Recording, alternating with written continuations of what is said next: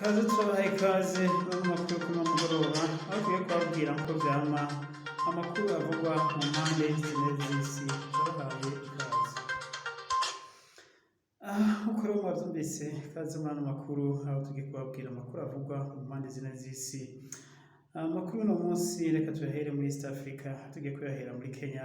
Muri Kenya uko twamaze tubabwira hamaze igihe hari imyamamazo yo kurondera uzosubirira Uhuru Kenyatta asanzwe agira manda yiwe y'imyaka 10, aho amatora muri Kenya azoba itariki 9 z'ukwezi k'umunani.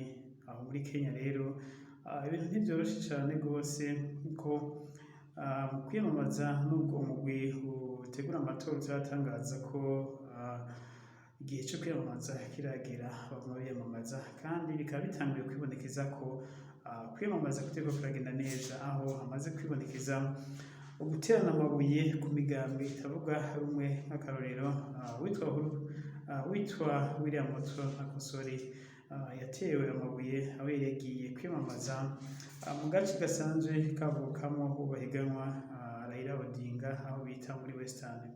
Ku munsi w'ejo rero naho uwo bita Raila Odinga nawe yararamutse aja kwiyamamaza mu gace William Ruto asanzwe avukamo, nawe bikaba vyamugendekeye nk'uko nyene aho yatewe amabuye n'urwaruka rwiganije urwaruka rwinshi cane rwose rutera amabuye kampeni ziwiwe. Ndetse nk'uko vyagaragaye mu binyamakuru, indege y'uwo Raila Odinga yari yagiyemwo ikaba yaramenywe ikiyo n'amabuye, aho yahunze iyo ndege akaba bwahite akayisigaho akagenda n'imodokari. Ariko abajejwe umutekano bavuga ko atavyononekaye cane, bamaze gufata urwaruka rushika kuri 14 bakoze ako kabi kabishe bateye amabuye uwo mutegetsi yariko ariyamamaza muri ako karere. Rero bigaragara ko amatora y'umwaka igihugu ca Kenya kidacunze neza ashobora kuba nk'amatora yigeze kuba mu 2007, aho vyatanzwe nk'uko nyene abantu baricana, aho ndetse no imanza zikiri muri sentare mpuzamakungu irahe, aho hagirizwa Uhuru Kenyatta no William Ruto ko aribo bari bakwize bino vyago vyashikiye igihugu ca Kenya inyuma y'amatora. Tubandanyire n'ayavugwa ahandi, reka tugende muri Ukraine n'Uburusiya, aho intambara ku munsi wa 37 intambara zirabandanya muri Ukraine. Ku munsi wa 37 Uburusiya buteye igihugu ca Ukraine, intambara irabandanya. Ariko rero nk'uko vyabonetse uno munsi nuko Ukraine iriko iratsinda, aho Ukraine iriko irigaruriza ibice bimwe bimwe igisirikare c'Uburusiya cari carafashe. Nk'akarorero ni mu bice vya Kharkiv na Kyiv ubwaho, aho Uburusiya bwakinjuye muri ibi bice vyose bwari bwafashe, ndetse Uburusiya bukaba bwaratanze itangazo aho buvuga ko bubaye bukuye abasirikare babwo muri tuno duce. Ntawuzi rero impamvu abasirikare b'Uburusiya bavuye muri tuno duce. Uyu munsi rero habonetse muri ubu buce bwose abasirikare ba Ukraine bagenzura tuno duce, ndetse barondera imitego canke amamine igisirikare c'Uburusiya coba carasize, berekana n'ivyahononekariye, aho berekana amaburende yahamenekeye, ndetse hamwe na hamwe bakerekana imivyimba y'abahasize ubuzima. Ahandi kandi igisirikare c'Uburusiya carekuye ni aho bita ngo ni power plant nuclear, hari hasanzwe hari urugomero runiniya cane rwose rw'umuyagankuba hagwirizwa n'inguvu z'ubumara bwa nucleaire, ariko atari inguvu zo gukora amabombe ya nucleaire.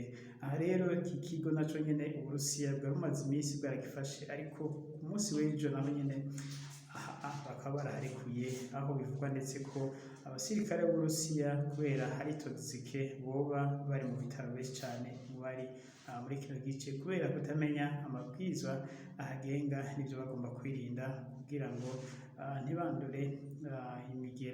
ntibandure imyuka mibi isanzwe iva muri bino bigega. Urumva ko abasirikare benshi b'Uburusiya bari muri kino gice boba bagwariye muri Belarus mu bitaro vy'abahuye n'imyuka mwene mibi ivuye kuri buno bumara bwa nucleaire.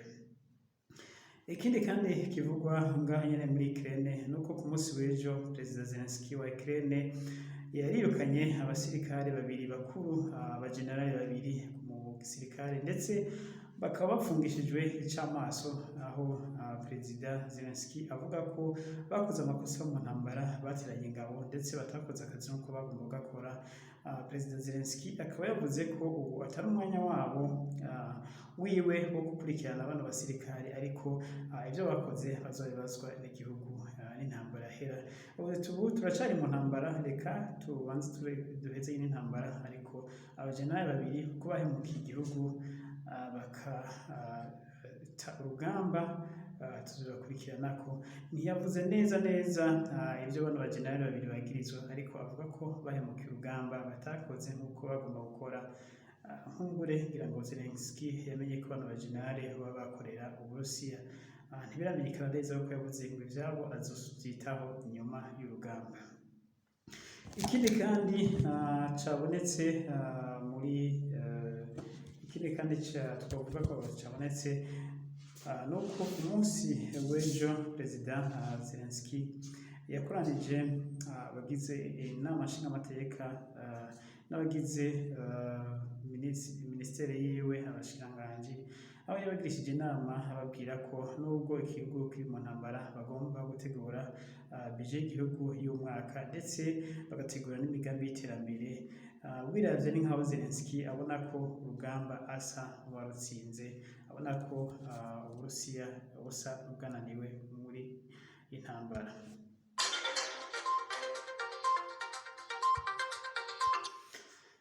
Ikindi kandi twabwira tukivuga nyine ku bya Ukraine na Rusiya, Zelensky kandi yagiye gutangariza abasirikare biwe ko atarota ubu yemera guheba n'agace na gatoya, ndetse nk'uko Uburusiya bufokasinze ku gace ka Donbas region, ariko ingabo z'Uburusiya zagiye kurwanamwo nako buno buce Perezida Zelensky yavuze ko batagomba kubuheba, ari ukugwanira ndetse babugarutse, ndetse na za ntara zivuga ko ziyonkoye Luhansk na Donetsk nazo nyene yavuze ko ari ukuzigaruza mu maboko ya Ukraine, ndetse aho yavuze ko n'intara ya Crimea nayo ari ukuyigarura.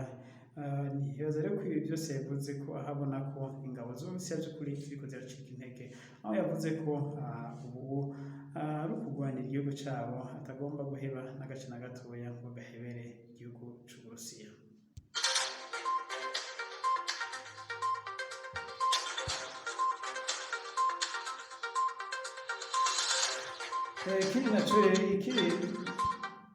Ikindi rero twabwira kandi kuno munsi nuko intambara rero ziriko zibera muri kano gace ka Donbas region, aho intambara ziriko zirabera cane mu ntara ya Mariupol no hafi y'ikivuko gikuru ca Mariupol, ariho intambara z'abasirikare ku basirikare barwana zakomereje kuno munsi, aho imirwano ikomeye cane gose bigoye ndetse no kumenya amakuru yaho, ndetse n'ibinyamakuru bihora bitangaza amakuru n'ingoga bivuga amakuru muri kano gace. Uno munsi ni nk'aho ata amakuru ariko aravugwa ava muri kano gace kubera intambara zirakomeye cane gose, aho Uburusiya biboneka ko uno munsi canke kuva ejo butariko burakoresha za misile, atawuzi ko Uburusiya bwoba buriko burahindura strategy.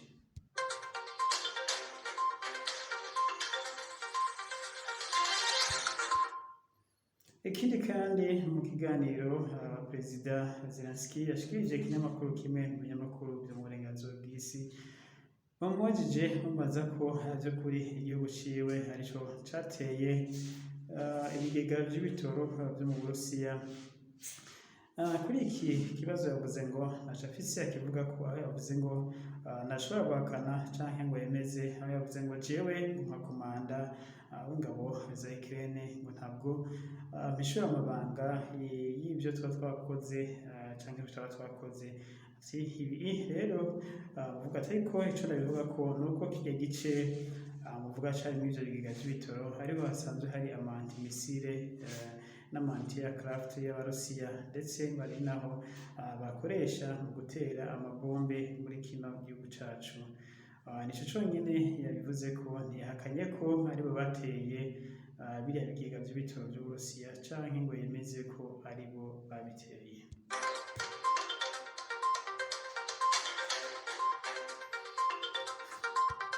Amakuru yo muri Ukraine n'Uburusiya reka tuyarangirize ku biganiro bisanzwe biriko birabera muri Turiki, aho n'ubu ibiganiro biriko biraba ariko by'ukuri ibiganiro bikaba biboneka ko ataco biriko birashikako kuko ku mpande zose ntibumvikana ico kugwa.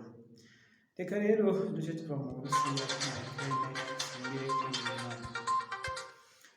Tuvuye rero mu Burusiya na Ukraine reka tugende dusimbire muri Palestina aho umushikiranganji wa mbere w'igihugu Pakistani, aho umushikiranganji wa mbere w'igihugu ca Pakistani asa nuko ari muyabira asigaje nibura amasaha makeya akava mu butegetsi mu gihe atohindura strategy. Abashinga amateka ku munsi w'ejo akaba ariho bazotora itegeko ryo kumukurako icyizere, hanyuma gutyo akaba atakaje intebe yo kuba minisitiri wa mbere wa Pakistani. Ibi rero yavuze ko agomba kurwana uko ashoboye kose kugira ngo agumane intebe yiwe, cyane cyane kino gihugu n'igihugu gikomeye cyane rwose mu bihugu by'Abarabu, kuko nico gihugu nk'uko twagiye tubivuga gifise ibigwanisho vya nucleaire, gifise kimwe mu bihugu indwi vyari bikomeye cyane igihe intambara ya kabiri y'isi yahera, vyasinye amasezerano ko bifise amabombe ya nucleaire. Rero igihugu ca Pakistani ni igihugu gikomeye cyane rwose ku rwego mpuzamakungu, kinafise n'ubutunzi bugaragara, kinatunze. Ubu rero minisitiri wa mbere bakamwagiriza ko ariko yifata nabi yaba mu by'ubutunzi no mu vya diplomasi, abo mu mugambwe utavuga rumwe n'umugambwe wiwe uri ku butegetsi. Bakaba ndetse hari n'abashinga amateka b'umugambwe wiwe bazamaze kumuvako bashigikira umugambwe wa opposition kugira ngo bakwize ibitigiri bituma bamukura ku butegetsi.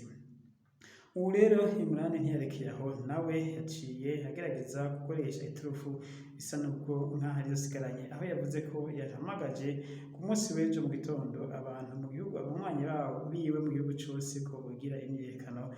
Imyiyerekano avuga ngo ni imyiyerekano yo kwiyamiriza abanyamahanga binjiye muri politiki yo muri icyo gihugu, aho yababwiye ngo iyo myiyerekano ntimuzoyikora ngo ariko ntimuyikora ku bwanjye, ahubwo muyikora ku bw'igihugu cyanyu n'akazoza kanyu kaho hambere haza, kuko igihugu cyanyu kigeramiwe na influence y'abanyamahanga.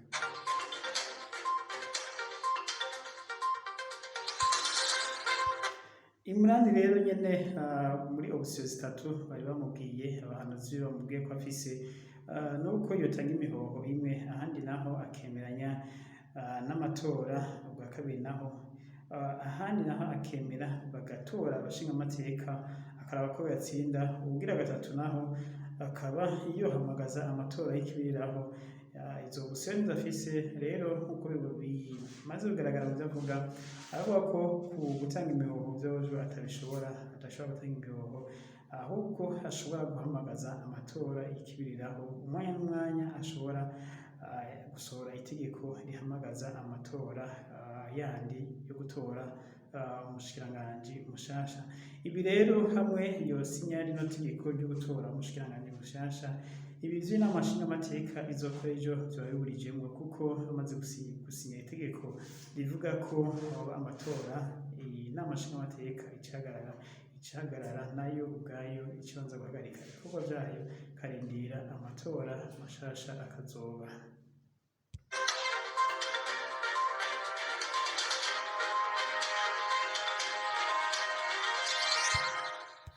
Ayandi makuru ariko aravugwa cyane rwose amakuru yo muri Bangladesh, aho igihugu ca Bangladesh kigeramiwe cyane rwose, hari umutekano muke, abantu bagumuka basaba perezida w'iki gihugu ko atanga imihoho kubera iduga ry'ibiciro n'ibura ry'ibitoro muri kino gihugu. Kino gihugu kimaze imyaka myinshi cyane rwose cifashe nabi muri ekonomi, yaba n'abahahora nabo nyene yavuyeho kubera abanyagihugu bakoma induru bagize imyiyerekano. N'ubu nawe rero ahari uwo vyarumutse incuro nka 10 kurusha uwahahora, aho abanyagihugu bari mu mabarabara hose buzuye basaba ko yovanwa ku butegetsi ku nguvu canke bwiwe agatanga imihoho.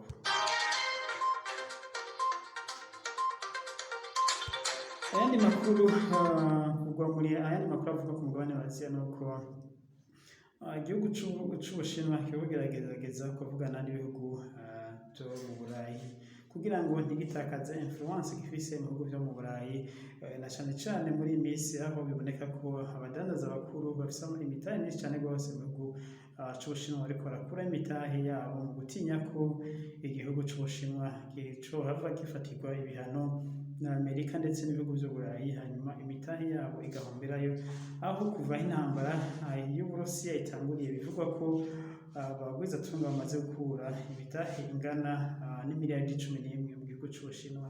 Ibi rero bikaba ari ibintu bikomeye cane rwose kuri ekonomi y'Ubushinwa, aho bivuga ko iduga ry'ubutunzi bw'Ubushinwa ririko rirasubira inyuma cane rwose, kubera ubu abantu batizeye ko ari igihugu co kwinvestisamo amahera, kubera gisa nuko kitagaragara neza aho gihagaze, ko bavuga ngo hamwe Uburusiya cokwemera gushigikira Uburusiya ijana ko Abanyamerika n'Abanyaburayi baca gifatira ibihano, maze abanyamitahe bagatakaza imitahe yabo. Ibi rero vyatumye abantu benshi bafise imitahe mu Bushinwa babanza kuyivanamwo. Bikaba vyanatumye rero Perezida Xi Jinping ku munsi w'ejo agirana amanama n'abategetsi benshi cane bo mu Burayi, bababwira ko Uburayi bugomba kwigenga ku vyemezo vyabwo bufata, butagomba kuba influenced, butagomba kugendera mu kwaha kwa Amerika, aho yavuze ko yababwira ko igihugu ciwe bisanzwe bifitaniye umubano mwiza n'igihugu c'Ubushinwa, ndetse avuga ko n'urudandazwa hagati y'ivyo bihugu bimeze neza, ko ahubwo bokomeza umubano basanzwe bafitaniye kugira ngo ubutunzi bw'isi bubandanye butera imbere. Ibi rero Perezida Xi Jinping ubwiwe akaba ariwe yavyisabiye abategetsi bo mu Burayi, mu gihe abona ko abagwizatunga bo muri bino bihugu vy'Uburayi batanguye kuza baravana imitungo yabo n'imitahe yabo mu Bushinwa, kuko batizeye neza ko Ubushinwa nabwo budashobora gutera ubwabwo Taiwan bugafatirwa ibihano, canke bugashigikira Uburusiya bugafatirwa ibihano. Ibi rero vyatumye bigaragara ko ubutunzi bw'Ubushinwa muri kino gihe butifashe neza, na cane cane aho corona yasubiye kwaduka mu bisagara bimwe bikuru vy'Ubushinwa biriko birugara nka Hong Kong na Taiwan, Hong Kong na Wuhan vyasubiye kugara kubera corona yabaye ndase muri bino bihugu.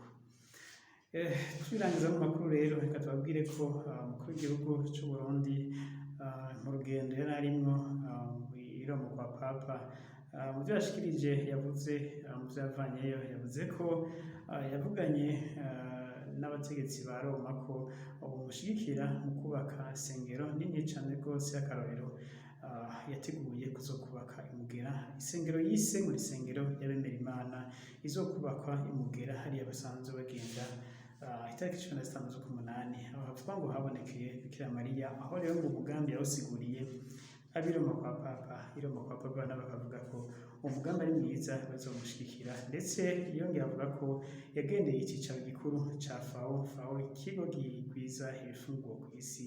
Akaba yavuze ko nabo nyene bamubwiye ko bashima politike yiwe yo kugwiza umwimbu mu Burundi, ndetse bamuha n'impanuro z'uko bokora n'uko kubaka ibisagara vyiza, ivyo bise ngo Green City, canke ibisagara